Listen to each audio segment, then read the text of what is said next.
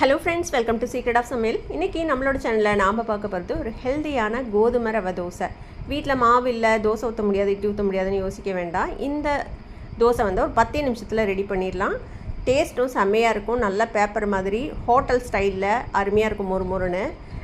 இந்த தோசை நீங்கள் சுட்டு கொடுத்தீங்கன்னா அதுக்கப்புறம் ஹோட்டலில் போய் ரவை தோசை வேணும்னு கேட்கவே மாட்டாங்க. சரி வாங்க வீடியோக்குள்ளே போயிடலாம். இந்த சூப்பரான கோதுமை ரவை தோசை எப்படி செய்யலான்னு பார்க்கலாம். சம்பா கோதுமை ரவை தோசைக்கு என்னென்ன வேணும் அப்படின்னு நம்ம ஃபஸ்ட்டு பார்த்துடலாம். இதுக்கு வந்துட்டு சம்பா கோதுமை 1 கப் எடுக்கிறீங்கன்னா அரிசி மாவு 1 கப் எடுத்துக்கணும். கோதுமை மாவு வந்து 1/2 கப்பு, 1:1:1/2 அந்த குவான்டிட்டியில் நீங்கள் எடுத்துக்கணும். கூடவே அதுக்கு வந்துட்டு கொஞ்சமாக பெரிய வெங்காயத்தை இந்த மாதிரி ஃபைனாக சாப் பண்ணி வச்சுருக்கிறேன். ஒரு கொத்து கருவேப்பிலை அதையும் சாப் பண்ணி வச்சுக்கோங்க. 1 ஸ்பூன் மிளகு, 1 ஸ்பூன் சீரகம், ஒரு பச்சை மிளகாய் அதையும் நல்லா ஃபைனாக சாப் பண்ணிக்கோங்க. கொஞ்சமாக கொத்தமல்லி தழை அதையும் ஃபைன் சாப் பண்ணி வச்சுக்கோங்க. இப்போ ஒரு பாத்திரத்தில் நம்ம எல்லாத்தையும் போட்டுக்க போகிறோம். ஃபஸ்ட்டு கோதுமை ரவை போட்டுக்கலாம். அரிசி மாவு சேர்த்திக்கோங்க. கூடவே இந்த கோதுமை மாவும் சேர்த்திக்கலாம். எடுத்து வச்சுருக்க இந்த வெங்காயம், கருவேப்பிலை, மிளகு, சீரகம் எல்லாத்தையும் சேர்த்திக்கலாம். மிளகா எல்லாத்தையுமே. இதுக்கு தேவையான அளவுக்கு உப்பு சேர்த்திக்கலாம். அது நம்ம இதில் நிறைய தண்ணி சேர்த்து கலக்க போகிறோம். அதுக்கு தகுந்த அளவுக்கு உப்பு சேர்த்திக்கோங்க. இப்போ தண்ணி ஊற்றி நம்ம வந்துட்டு இதை கலந்துக்கலாம். கொஞ்சம் நல்லா தாராளமாகவே தண்ணி விடணும். ஃபஸ்ட்டு மிக்ஸ் பண்ணிக்கலாம். அப்புறம் தேவைப்பட்டால் இன்னும் தண்ணி சேர்த்திக்கலாம்.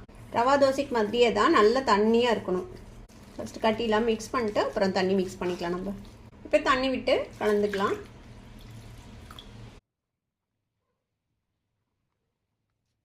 இது மாதிரி ஒரு விஸ்க் வச்சு கலந்தீங்கன்னா உங்களுக்கு கலக்கிறதுக்கு ஈஸியாக இருக்கும். இல்லைன்னா நீங்கள் கை வச்சு கூட நீங்கள் நல்லா கரைச்சி விட்டுக்கலாம். இனிமேல் தண்ணி விடலாம். நம்ம பாருங்க, இந்த அளவுக்கு தண்ணி விட்டுருக்கோம்.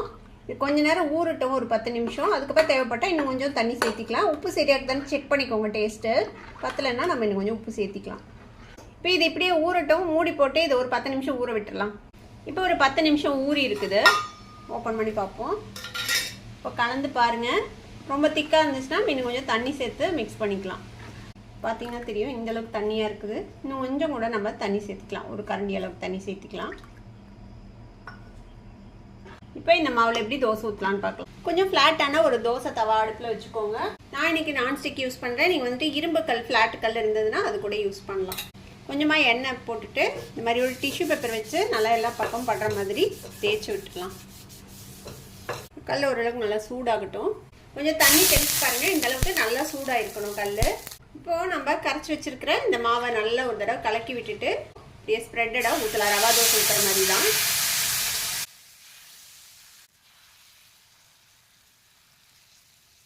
இப்போ இதுக்கு மேலே நம்ம எண்ணெய் கொஞ்சம் ஊற்றி விட்டுடலாம். கொஞ்சம் பொறுமையாக சுடணும். அப்போ தான் வந்து நல்லா மொறுன்னு நல்லா வெந்து வரும். கோதுமை ரவை வேகிறதுக்கு கொஞ்சம் டைம் ஆகும். மீடியம் ஃப்ளேமில் வச்சுட்டு இது வந்துட்டு வேக வரைக்கும் வெயிட் பண்ணலாம்.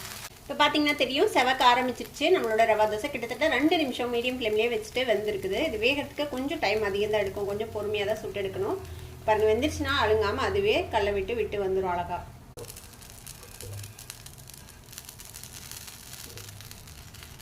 சூப்பரான கிறிஸ்பியான மொறுன்னு ரவா தோசை மாதிரியே தான் இருக்கும். உங்களுக்கு டேஸ்ட் எல்லாம் பெரிய டிஃப்ரென்ஸ்லாம் கண்டே பிடிக்க முடியாது. இது சம்பா கோதுமையில் பண்ணது அப்படின்னு பாருங்கள். சூப்பராக ரெடி ஆயிடுச்சு நம்மளோட சம்பா கோதுமை ரவா தோசை. அடுத்த தோசை ஊற்றுறதுக்கு முன்னாடி இந்த மாதிரி டிஷ்யூ பேப்பர் வச்சு லைட்டாக தேய்ச்சி விட்டுருங்க.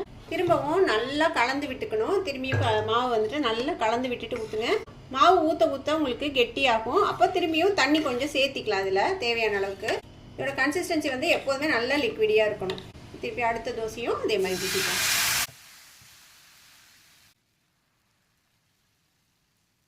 கொஞ்சம் எண்ணெய் ஸ்ப்ரிங்கிள் பண்ணி விட்டுருங்க. 2 நிமிஷம் வெந்துருச்சு. இப்போ நம்ம வந்துட்டு எடுத்துடலாம். பாருங்க, பேப்பர் மாதிரி சூப்பராக வரும்.